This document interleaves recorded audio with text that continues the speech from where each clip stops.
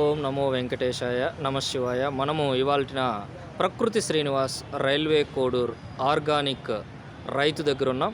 నమస్కారం అండి ప్రకృతి శ్రీనివాస్ గారు. నమస్కారం సార్.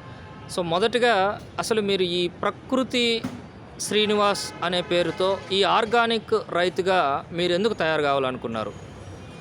సార్ 2018లో ఎన్నో రకాల రసాయన ఎరువులతో వ్యవసాయం చేస్తూ ఆలోచన చేస్తూ గిట్టుబాటు కాక పొలాలు నాశనం అయిపోతున్నాయని, తినే కస్టమర్ అనారోగ్యంతో బాధపడుతున్నాడని అనేక రకాలుగా మదనపడి ఆలోచిస్తుండగా గోవుతో వ్యవసాయం చేసుకోవచ్చు అని పాలేకర్ చెప్పిన సిద్ధాంతాలు విన్న తర్వాత ఆలోచన చేసి ప్రకృతి వ్యవసాయాన్ని స్టార్ట్ చేసి జీవామృతము, బీజామృతము, పంచగవ్య, బ్రహ్మాశ్రము, అగ్నాశ్రము ఇలాంటి కషాయాలు, ద్రావణాలు తయారు చేసుకుంటూ 2018లో కుందన్ వెరైటీ అనే దోస వెరైటీ మీద అగ్రికల్చర్ ఏవోని పెట్టుకొని కంప్లీట్గా ప్రకృతి వ్యవసాయం చేయడం జరిగింది.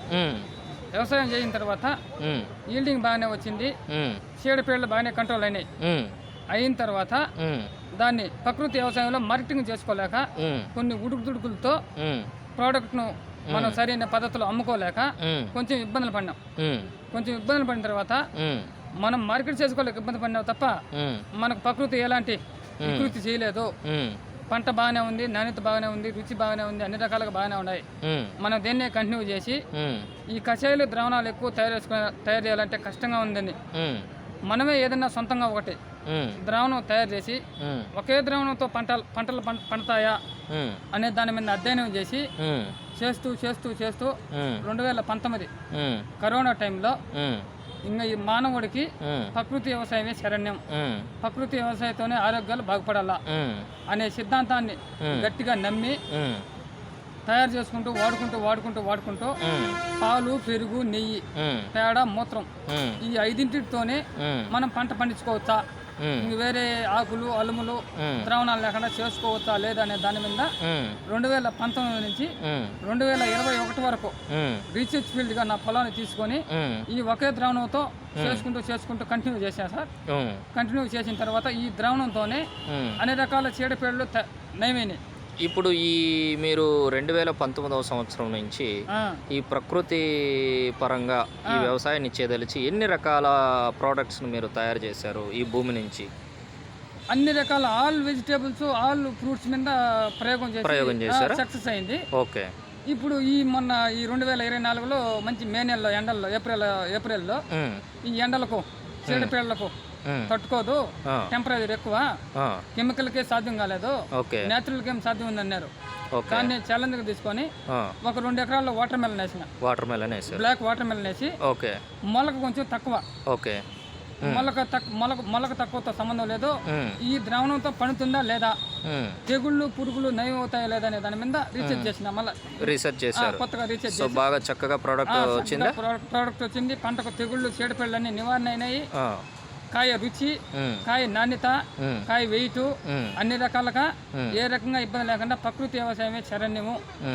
సో ఇప్పుడు మీరు ఈ ప్రకృతి వ్యవసాయం చేయడం వల్ల, ఈ ప్రకృతి వ్యవసాయం ద్వారా పండించినటువంటి పంటలను ప్రజలు తీసుకోవడం ద్వారా ఏంటి బెనిఫిట్స్ చెప్పండి? కెమికల్స్ వాడడం వల్ల ఏంటి నష్టాలు, ఈ ప్రకృతి రసాయనం వాడడం వల్ల ఏంటి లాభాలు? సార్, ప్రకృతి వ్యవసాయంతో ఫస్ట్ భూమి సేవ్ అవుతుంది. ఓకే. రెండోది పంచిపోతాలు సేవ్ అవుతాయి. ఓకే. మూడోది తిని కస్టమర్ ఆరోగ్యం సేవ్ అవుతుంది. ఓకే. ఈ కెమికల్స్ వల్ల ఏంటి నష్టము? కెమికల్స్ వల్ల భూమికి నష్టము, 5 ఎలిమెంట్స్కి నష్టము, 5 మనిషికి తిన్నోడికి నష్టము, పంచిపోతాలకు నష్టము. ఓకే. అన్నిటికీ అన్ని రకాలుగా నష్టాలే. ఓకే. దాని గోదావరి వ్యవసాయమే మనకు శరణ్యమని. ఈ ప్రకృతి వ్యవసాయం మీద మీరు ప్రజలతో పాటు విద్యార్థులకు ఇచ్చేటువంటి సందేశం ఏంటి శ్రీనివాస్ గారు? సార్, ఇప్పుడు విద్యార్థులు పేరెంట్స్ కూడా చదువు కాన్సెప్ట్ పోతాం. వాళ్ళు చదువుకి వెళ్ళినా వాళ్ళకి ఆ చదువు ఎక్కట్లా. ఎందుకంటే ఈ తినే ఆహారం కలుషితం అయిపోయింది. Very good. అవును. ఈ ఆహారం వల్ల వాళ్ళ బుద్ధి మందం అయిపోయింది. అవును. ఇప్పుడు ఈ కెమికల్స్ చేసి ఎంత స్పీడ్ గా వస్తున్నాయో అవి తిని దాని వల్ల ఈ ఆలోచన అదే స్పీడ్ గా వైపు వెళ్ళిపోతారు. అప్పుడు మనం చదువుకొని పంపించే వాళ్ళు చదువుకోవటంలా, వాళ్ళు ఇంకొక దూరంలో వెళ్తారు. దానివల్ల వాళ్ళు నష్టపోతున్నారు. వాళ్ళు నష్టపోతారు. తినే ఆహారం మంచిదైతే ఆరోగ్యం బాగుంటే, మంచి మాట చెప్పారండి. ఆహారం బాగైతే ఆలోచన ఆలోచన మంచిది ఉంటుంది అనే కాన్సెప్ట్ ప్రకృతి వ్యవసాయంతోనే సాధ్యం అనేది నా నమ్మకం. సో మిగిలినటువంటి రైతులందరికీ మీరు ఇచ్చేటువంటి సందేశం ఏంటి శ్రీనివాస్ గారు? మిగిలిన రైతులకు అందరికీ ఆర్గానిక్ వ్యవసాయం చేయాలంటే కష్టం అంటున్నారు. ఓకే, కష్టం కాదు. ఎవరైనా నన్ను సంప్రదిస్తే వాళ్ళ ఫీల్డ్లో వాళ్ళ గ్రామంలో ఎకరా కానీ 10 ఎకరాలు కానీ అది 50 ఎకరాలు కానీ అది ఏ పంట అయినా సరే వాళ్ళు నన్ను రిసీవ్ చేసుకుని పిలిపించుకుంటే ప్రాక్టికల్గా వాళ్ళ ఊర్లోనే ఏ పంట అయినా సరే పండించి చూపించి నిరూపించి ఇదో ఇంత సులభంగా పంట పండుతుంది, ఇంత సులభంగా ఈల్డింగ్ వస్తుంది, ఇంత సులభంగా నాణ్యత వస్తుంది, ఇబ్బంది పడాలని చెప్పి నిరూపించి వాళ్ళ గ్రామంలోనే ఉండి వాళ్ళకి అవగాహన ఇప్పించి అన్ని రకాలుగా నా సాయం నేను చేసేసి ఆడనే ఉండి కూడా చూపించే నిరూపించవచ్చు సార్ నేను. ఇప్పుడు ఈ విధంగా కష్టపడడం వల్ల మీకేంటి అంటే ఏదో ఒకటి బెనిఫిట్ ఉంటుంది కదా, మీరు ఏం ఆశిస్తున్నారు? బెనిఫిట్ ఏమున్నా సార్, బెనిఫిట్ ఆశించేదంటే ఏమున్నది, మానవుడు పుట్టటము పోవటము ఇదే జీవితం అనుకుంటే కాదు, కారణ జన్ముడు. ఓకే, ఇది ప్రతి ఒక్క జీవి 80 లక్షల జీవరాశుల్లో కారణ జన్మతో పుట్టిన ఈ భూమి మీద ప్రతి ఒక్కోదానికి ఒక్కొక్కటి కారణం. మనిషి కూడా ఏదో కారణాన్ని పుట్టినాడు. మనం పుట్టిన కారణం ఏంది? వ్యవసాయం. చదువుకున్నా చదువు అభిశీల వ్యవసాయంలోనే సాయం ఉందంటారు. అవును, అందువల్ల మీరు సాయపడాలి. అవును, ఓకే, సాయపడాలి. ఆ సాయం అంటే ఒకరికిద్దరు కాదు, మొత్తం సృష్టికి సాయపడాలి.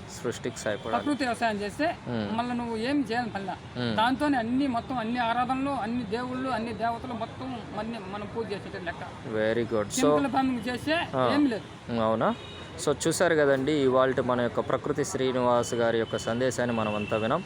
ప్రతి ఒక్కరూ కూడా రైతులు, విద్యార్థులు, ప్రజలు అందరూ కూడా ఈ యొక్క సందేశాన్ని విని ప్రకృతి వ్యవసాయం వైపు మొగ్గు చూపి మనము ఎదుర్కొంటున్నటువంటి అనారోగ్య సమస్యలన్నింటినీ కూడా నివారించి ప్రకృతిపరమైనటువంటి ఆహారాన్ని తీసుకొని మన ఆలోచన ధోరణులు పాజిటివ్గా ఉండేటట్లు ప్రతి ఒక్కరూ కూడా ప్రయత్నం చేస్తే మనము పుట్టినంత మాత్రాన మనము ఏమీ కూడా ఈ సమాజంలో అన్ని సంపాదించుకొని వెళ్ళిపోయినంత మాత్రాన ఏమీ కాదు.